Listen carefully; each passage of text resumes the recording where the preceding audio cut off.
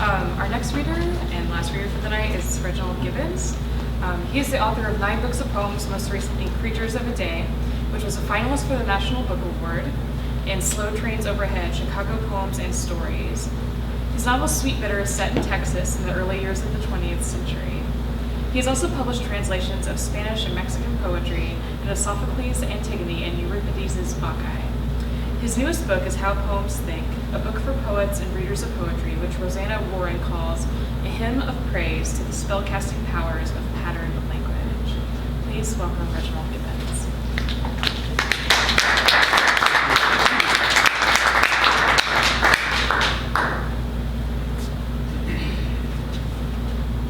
Thanks, Michael.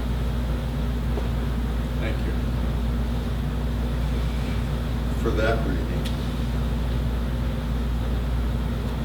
I want to read a few passages from this book about poetry, and then some poems. Yeah, this is I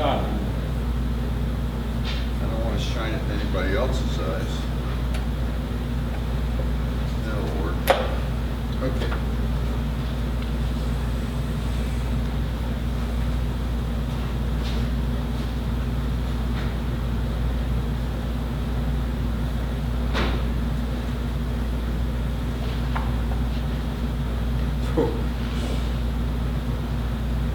I want to do it with a music stand, you know, just put my foot on it and bring it up a little higher, but I don't think wood will do that.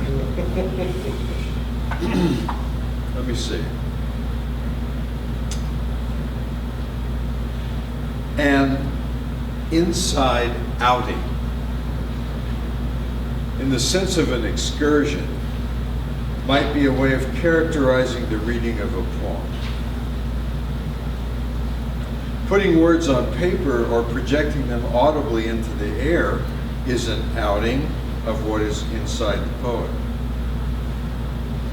Poetry plays on every element of language that we don't even notice when we're speaking, which is how I got that out of Inside Out. Rhythm, for example. When I was an undergraduate, I knew Clarence Brown, the scholar and translator of Ossip Mandelstam. Brown was supremely attentive to the fine points of language, both literary and everyday. I recall him saying with a smile, "Paranomasia, and I'll tell you no lies." Paranomasia being the very elevated rhetorical term for wordplay. Brown's joke is based on a rhythmic figure. The rhythm of paranomasia is the same as that of the words for which it's been substituted. Ask me no questions.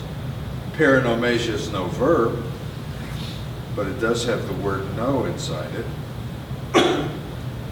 Brown's joke means something like, "Don't ask me for puns and I'll tell you no lies."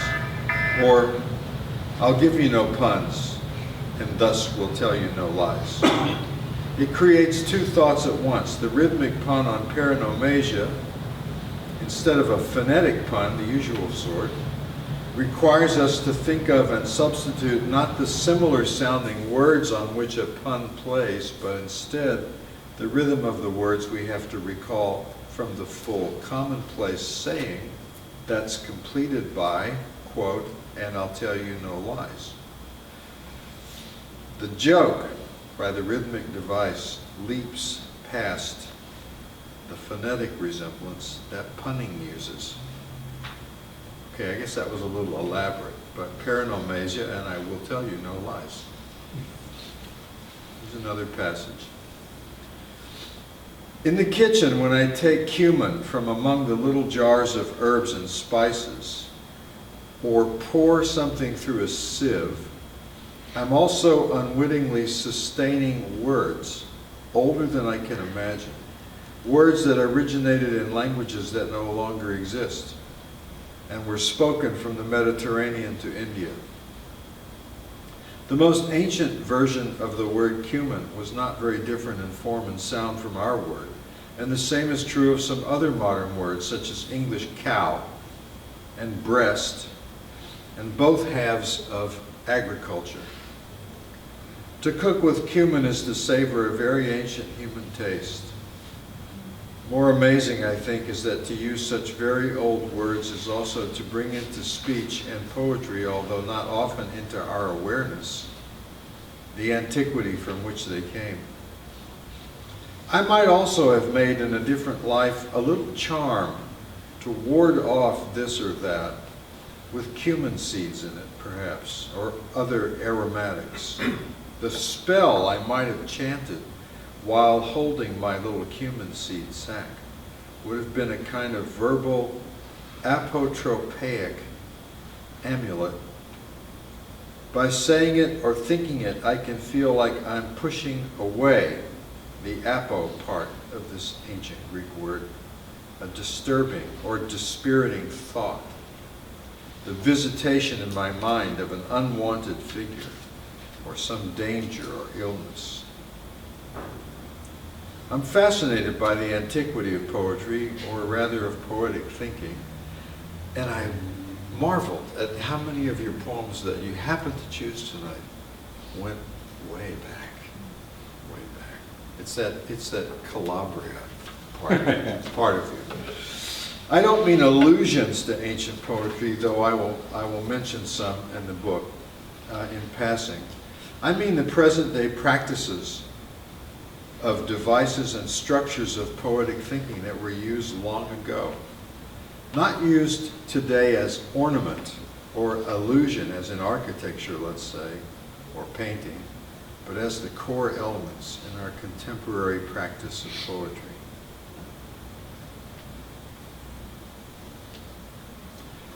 The book is a gallery of, or an exhibition. I think of it as a gallery. I used a little poem by Whitman as my way of thinking about this. It's called My Picture House. This is Walt Whitman. In a little house keep I pictures suspended. It's not a fixed house. It's round. It's only a few inches from one side to the other. Yet behold, it has room for all the shows of the world, all memories. Here are the tableaus of life, and here the groupings of death. Here, do you know this? This is Cicerone himself. With finger raised, he points to the prodigal pictures. So the 19th century word for a guide was Cicerone, or one of them. And Cicerone was used as a word for a guide because Cicero, the Roman philosopher, was the guide to philosophy. So there's the ancient world again. Anyway, I love that poem. And I've found a number of other a number of other places where the same image has been used. It's used by Ossip Mandelstam, who I don't think knew anything about Whitman. I could be wrong about that, though, because he mentions him, but I don't know what he could have read, what kind of translations they had. Whatever translation Stalin commissioned of Whitman, I can't really trust were very accurate. But in Mandelstam, he writes, and I'll come back to this in a poem. These are his lines, translated by me and the Russian poet Ilya Kuti. Through life the skull develops in all its forehead breadth from temple to temple. It amuses itself with its immaculate sutures. Its omniscient cupula gleams. It foams with thought. It dreams of itself. And in the opening pages of the novel House of Breath by the parenthesis, Texas, close parenthesis, novelist William Goyen, there's this passage. On the walls of my brain, frescoes, and over the dome of my brain, creations and damnations, judgments, hells and paradises. We are carriers of lives and legends. Who knows the unseen frescoes on the private walls of the skull? Didn't Mayakovsky know Whitman? I don't know. Did he meet him? No, I mean, I think he. Oh, he knew I the think poems. he knew his work. He must have. He Yeah. must have known Yeah. it in translation. Yeah, and most people wouldn't associate Mayakovsky with Mandelstam because they seem so utterly different. But in fact, I'm told by Ilya Kutik that it was Mayakovsky who invented the zooming, speeding method of rhyming that Mandelstam, Pasternak, and Tsvetaeva used. He invented it. All of his works translated as free verse with no rhymes, but actually it rhymes, I'm told, a lot. So here's some Russian poems of mine. Hard for me to exactly explain what I mean by Russian here, but it's something about the way they move, but they're set nearby. They don't have titles.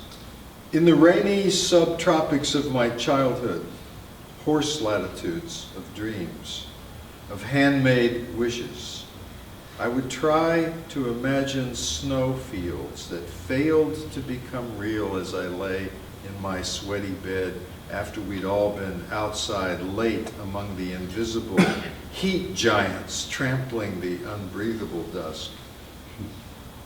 The sun gone down behind the china berry trees of our gunman-backed neighbor had left on the mute, bulging stratosphere its faint pledge never to fail us. I wished and imagined it would fail us once. Give me one chance, I'd take our one horse and ride in the broad midday darkness far away.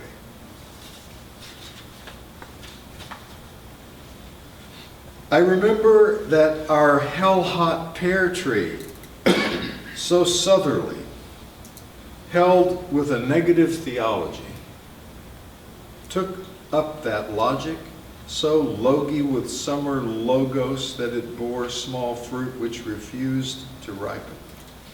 If plucked from those green anti-fundamentalist branches, it cooked up into a grainy pear pap tasting of nothing, not even threats or promises, surely not Eden.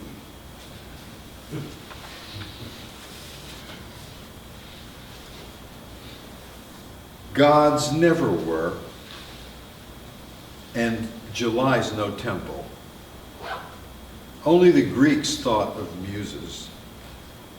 Yet some people fervently believe, as now, felt favored just as now, after tornadoes or hurricane winds, that they, although not others, have survived.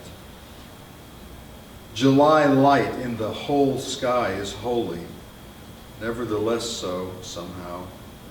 When birds fly, they prove skies always inviolable, never ever cut once, even though it's wounded and sick.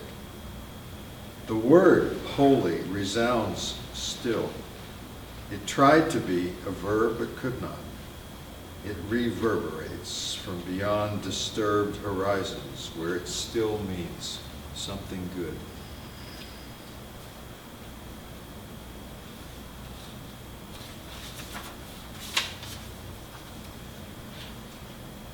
Even on remote mountaintops, time knows no mercy, and time will survive, and time has begun to move not in terse seasons, but in a multi-millennial mood that nothing we'll know will ever reverse.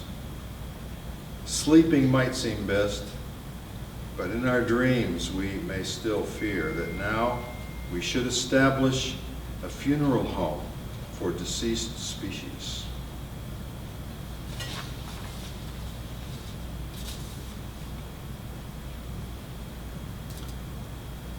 To the futile sound of midnight church bells, out back someone is rinsing her thoughts in unfathomable universal sky.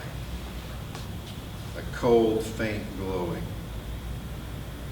As always, stars glint white as salt on the blade of an old axe, like mica in soil. The rain barrel's full, there's ice in its mouth. Smash the ice. Comets and stars melt away like salt. The water darkens and the earth on which the barrel stands is transparent underfoot. And there too are galaxies, ghost pale, silent in the 7,000 odd chambers of our inhuman being.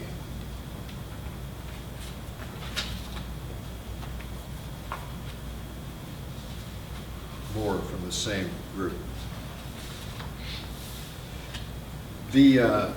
Our capital letter A and our little letter a come from Greek.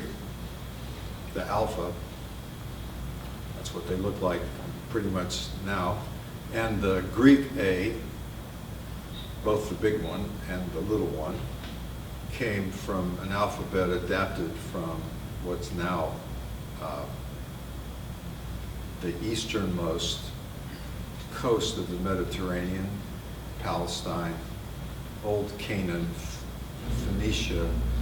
There was a Phoenician alphabet taken to by Semitic traders from Canaan, let's say, to Greece, and then adapted. And the A in that alphabet came from Egypt, where, if you turn it upside down, forgive me if you already know this, with the two prongs sticking up, represents the head of an ox. Alpha, first letter, ox, strongest animal symbol in Egypt of male potency and strength. So of course that's the first letter. I have to tell you that before I do this. I'm sure I do not believe we can move a pencil through a white field pulled by a team of upside down ox head letter A's, and in real fact furrow it. Poor old page earth, sized, cut, scraped, plowed with mule pencils, or impressed by ink, illuminated, printed, obscurely inscribed, and revered or destroyed, revered and destroyed. And here comes yet another walled garden crop for eye, ear, lungs, legs, mind. The cranium dome hangs from its own silk conceptual thread of thought, conceiving its infinite, incomplete perfection. It's Zeno, it's Zeus, it's Dante, it's Te Deums and freak shows, frescoes, twine theory, money, bread, bricks, and wine. 6-syllable abstractions, axes, and facts. It's every variation of custom, including vertical graves of men buried upside down without their heads. Done. Somewhere.